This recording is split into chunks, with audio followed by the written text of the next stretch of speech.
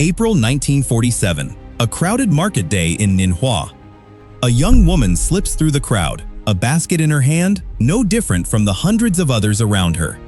Not one of the French soldiers combing the market that day looks at her twice. Then she pulls out a grenade.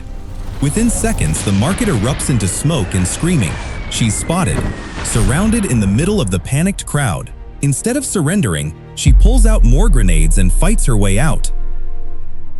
To understand how a girl with nothing but her bare hands could pull that off in broad daylight, we have to go back to the very thing that made an entire nation invisible. This is Vietnam, in the middle of the resistance war against France, where the line between enemy and friend barely existed the way it does in conventional warfare. There was no clear front line, no uniform separating the two sides on every battlefield. The farmer plowing his field by day could be the guerrilla planting a mine by night. The woman selling goods at the market could be carrying secret documents hidden at the bottom of her basket. In early 1951, President Ho Chi Minh wrote an article that summed up the core principle of this entire war in one short line. We know the enemy well. The enemy does not know us. Move without a sound, withdraw without a trace. Strike from ambush before the enemy ever knows you're there.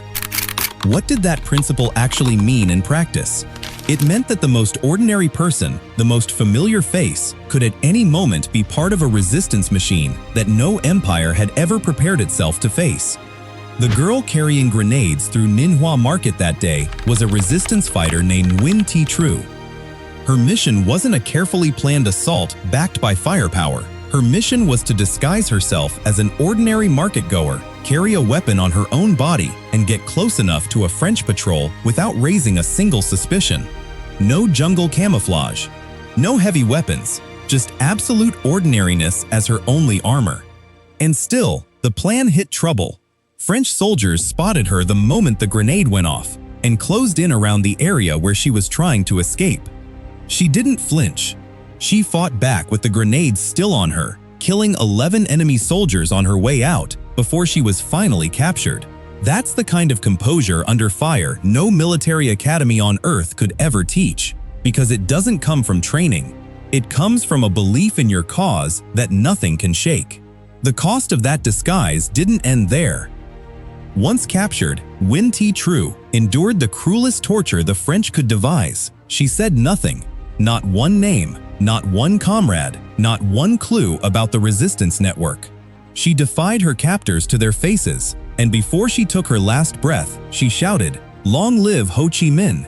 Her silence under torture that day was one brick, quiet but unbreakable, laid into the foundation of a victory her country would win years later.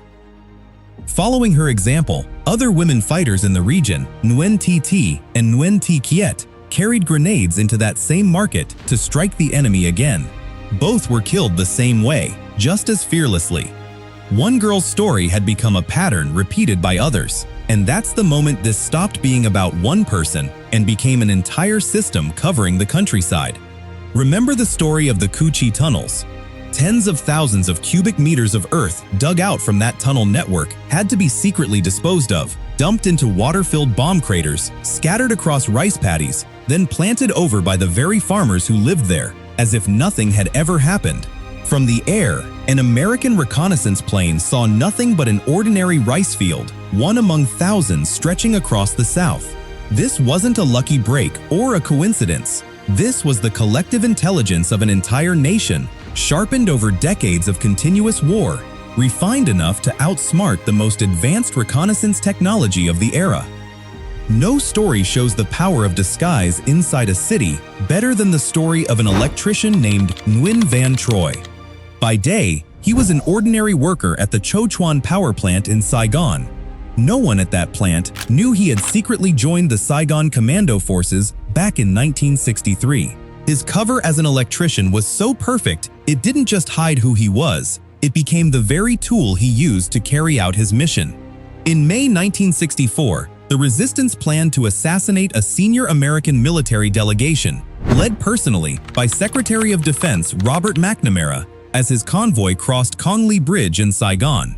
The mission wasn't originally assigned to Troi, but when he learned the comrade chosen for it had young children, he He volunteered to take his place, even though he himself had been married for only 10 days. Putting a fellow soldier's family ahead of his own newlywed happiness, that was a spirit that ran through this entire resistance, at every rank, from the highest commanders to the youngest soldier in the field. The commando team disguised themselves in the most ordinary jobs Saigon had to offer. One posed as a motorbike taxi driver, one posed as a barber, and Nguyen Van Troi, true to his real cover, played the part of an electrician inspecting wires on the bridge.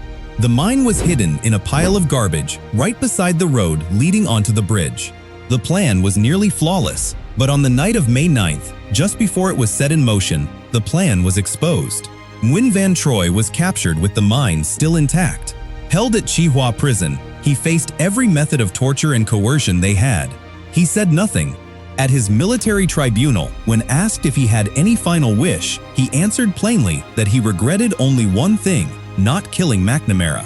This same disguise followed hundreds of other commando fighters straight into the heart of the country's biggest cities, where they lived two lives at once. By day, they were mechanics, street vendors, ordinary cyclo drivers pedaling through the streets of Saigon. When the moment came, they became the very fighters who struck at the most heavily guarded targets in the country. No steel armor, no tank, could protect a person better than the simple fact that no one suspected them. And no operation proved that more clearly than the night of January 30th into the 31st, 1968, when 16 fighters from Commando Unit 11 took on the most heavily guarded target in the entire country, the United States Embassy, in the heart of Saigon. Reaching that target meant they couldn't simply storm in from the outset. On the journey from the outskirts into the city center, the team had to keep changing uniforms, posing as soldiers from different branches of the military, legitimizing themselves at checkpoint after checkpoint along the way. Their weapons were stashed safely inside an ordinary auto repair garage in the middle of the city, one secretly run by a resistance operative. They approached the final target in a white Peugeot 208 and a Jeep, no different from the civilian traffic passing through Thong Not Boulevard every single day. With just 16 men, they held the embassy grounds for 6 hours, holding off a counterattack that included helicopters and armored vehicles. 10 of them were killed before American forces finally regained control. American journalist Don Oberdorfer, who was in Saigon at the time, later wrote in his nearly 400-page book Tet that although this was a small operation in terms of manpower, it delivered a powerful political and psychological shock to the American public, because the embassy itself was the symbol of American power on Vietnamese soil. Just days later, the Washington Daily News ran an editorial with a title as blunt as it was bitter: "Where were we before? Where are we now?" This was the moment disguise stopped being simply a tactic for survival. It became a direct strike at the confidence of a superpower, carried out by men wearing the most ordinary civilian cover they could find, in the very heart of their enemy's own capital. And this is exactly what pushed both of the era's most powerful empires into a state of genuine helplessness. According to numerous accounts, American soldiers themselves admitted that all their advanced equipment couldn't help them tell a guerrilla fighter from an ordinary civilian in the middle of combat. Before every sweep operation, French and American soldiers alike could never be certain what they were about to face. It might be nothing more than a few scattered shots from a lone fighter. It might be an entire regular unit lying in ambush, disguised so perfectly it revealed itself only at the exact moment it chose to strike. That uncertainty, never knowing who was friend and who was enemy, was the most terrifying psychological weapon of all. It didn't kill with bullets, it killed confidence. It killed the sense of safety of anyone standing on ground that was never theirs to begin with. One thing needs to be said clearly: this disguise was never a game without risk. Thousands of farmers, vendors, and ordinary civilians lived in that constant state for years, knowing that one small mistake, one suspicious glance, could cost them their life instantly. This wasn't a tactic carried out by professional soldiers trained in a barracks. This was tens of thousands of the most ordinary people choosing to live inside that constant fear because they believed it was the only way to protect their own land. And that's the answer to the question we opened this video with. Nguyen Thi Tru, along with tens of thousands like her, turned their own ordinariness into a weapon that no empire on Earth had ever prepared itself to face. This wasn't a fluke of history. This was the inevitable result of a nation that chose to stand its ground, whatever the cost. Steel against bamboo, and the bamboo, standing on a will steel could never possess, won. Which detail in this story struck you the hardest? Nguyen Thi Tru's courage in that market, Nguyen Van Troi's disguise as an electrician, or the raid on the US Embassy itself? Let us know in the comments below.